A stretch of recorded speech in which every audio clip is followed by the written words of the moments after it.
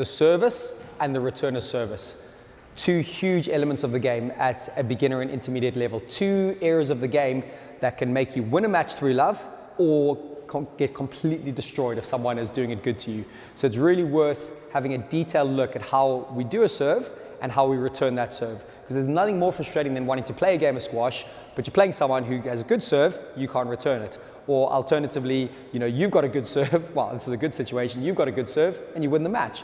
But we try to give you the tools to be able to deal with those good serves in regard to returning it, but then also giving yourself a chance to serve well. So, we'll start with the serve. There's two main elements for the serve that I like to talk about. At the beginner level, I would suggest it's more of a power serve. It's a little bit more of an overhead hit. It's a serve that you can rush your opponent. You'll see the high level players will do what's called a lob serve. And I'll talk about those two elements. So if I'm doing a power serve, generally I like to get my players to start near the front of the box. When you're serving, you've got to make sure you have 1 foot fully in the box. So you have to have 1 foot in the box. You can have 1 foot out, you can have 1 foot anywhere along that line. But that would be a foot fault. So make sure that's happening. But give yourself enough space to throw the ball up and in essence, give it a bit of a clout over there. And accelerating that ball into that front wall, that will then ideally hit that side wall. That is going to be a major, major element of getting a good serve. If I hit that front wall, I want to aim somewhere onto that side wall there. So I'll give you a quick little demonstration of a power serve. So I tend to like to bounce the ball a couple of times, get used to it. I'd line myself up. I might look at the front wall, I might look at my opponent, but I'm picking my points and it would be something along those lines. Okay, so it's getting whipped into that side wall. One more time. I'm there, nice in the box. I've got space to move into. I don't want to throw the ball at me. I want to make sure the ball toss is out there. I'll take that one because it's hitting the side wall and it's tying my opponent up. Also from this side, I'll just talk about the lob serve. It's a lot more, well, it needs a lot more skill. The risk element is much higher because you're aiming high up. You're trying to drift the ball, almost brushing the ceiling, almost going out, and it's going to slowly drift in. Just feather the side of the wall there and drop into that corner. Again, I highly recommend it, but it's one that don't do it if you're not feeling confident. It's one that you need a bit of practice. I would say the power serve is a good starting point. The lob serve is going to be a good one to add in. So everything's a little bit different. My racket's a little bit lower. My ball toss is a bit lower. I'm using my knees. So from there, I'd bend my knees. That's what I'm looking for. So that ties my opponent down. It limits their options by drifting it into that sidewall and getting that ball to glue to the sidewall. So think about those two serves, have a little practice on them, how you think you can do it. But just to reinforce, I would recommend the slightly more powerful serve to rush your opponent, to put that ball into that sidewall relatively quick so it hits the sidewall and it comes at their body and is a little bit awkward. So from this box, it's interesting, this one. Backhand serve.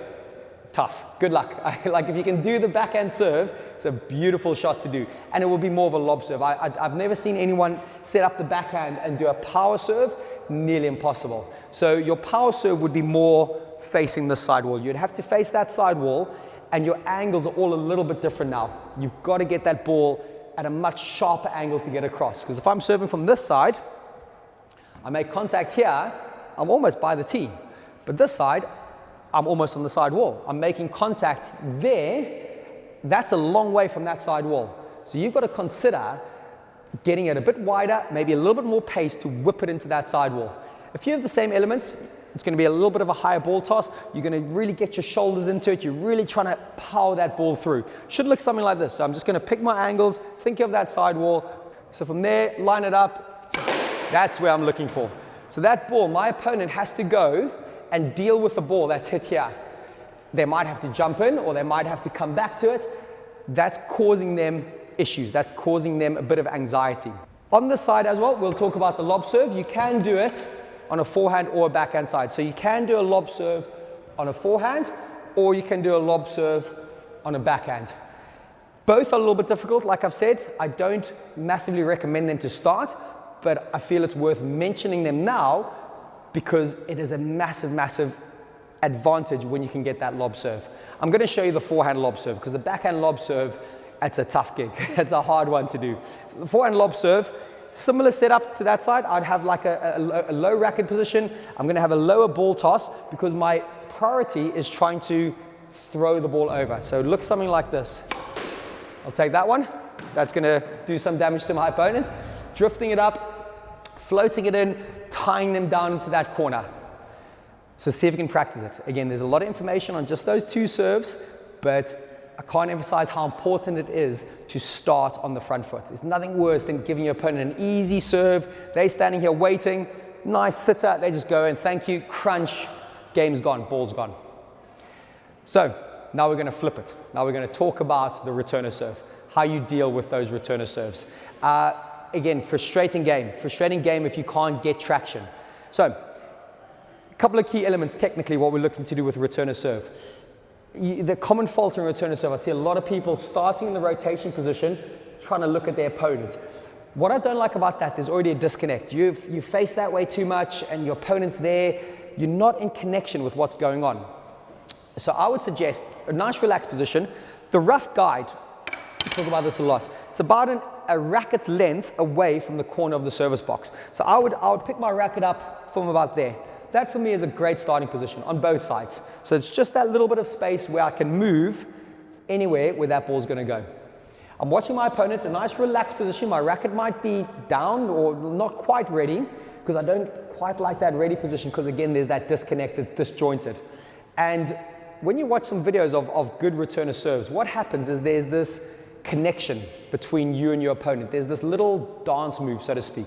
So as my opponent starts to do their serve or starts to mimic their shot and get their momentum build up, what you see the best players do is they copy it. They would go and they would start to move with their opponent. So there's this initial connected dance I want you to try get into. Because as soon as you do that, you're going to tune into the game. It means you're watching a bit more. It means you're really tuning into what's going on.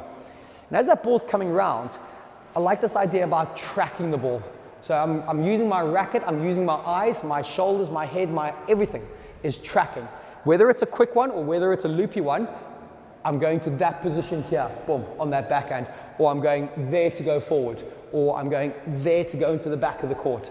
But there's this idea where I'm rotating and connecting as early as possible for that returner serve. When it comes to the execution, priority is height. Power, no, unless it's a real sitter, priority is getting height on that front wall using the top third because the goal is to land the ball behind these service boxes somewhere. Again, there's nothing worse than starting on the back foot. You've put something to the front, your opponent's there, and they're just killing you off. You've got to use height. So when I'm getting to here, it's all about hitting up on the ball. If I'm volleying it, I'm hitting up on the ball. I do not want to use power, but power is a low priority. On the forehand, very similar. Same angle, same position. It's a bit easier. I'm a bit more open on the forehand. Rackets in this ready but down position. As my opponent starts to move, boom, I start to move. I just start to lift that racket. Ball comes around. I'm tracking it. I'm now in a ready position. The ball could be around here somewhere. I'm in a ready position. From there, priority again is height. I might go cross. I might go straight. Boom. That height, getting it to the back, because then that allows me to push forward, take control of the rally, and we'll go from there. So, a huge video that, a lot of information on there. It might feel a bit of a whirlwind and a bit of a storm, but see if you can maybe make a few notes, a few key bullet points, take that into your next match. It might only be 1 point for the serve, 1 point for the returner serve.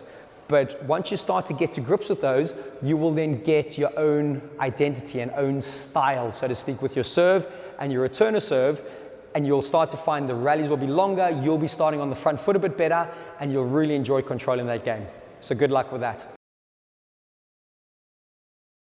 Have you ever wondered what Jonah Barrington, Nick Matthew and Jonathan Power all have in common? They might all be world number ones, but they're also all coaches on squashskills.com.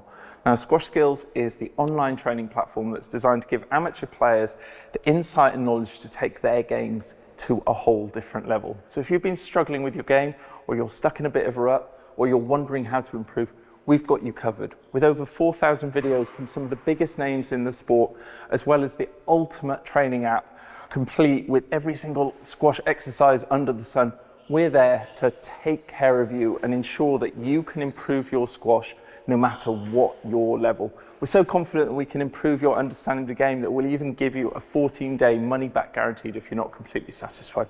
So if you're looking to take your game to a whole new level in 2024, be sure to check out squashskills.com today.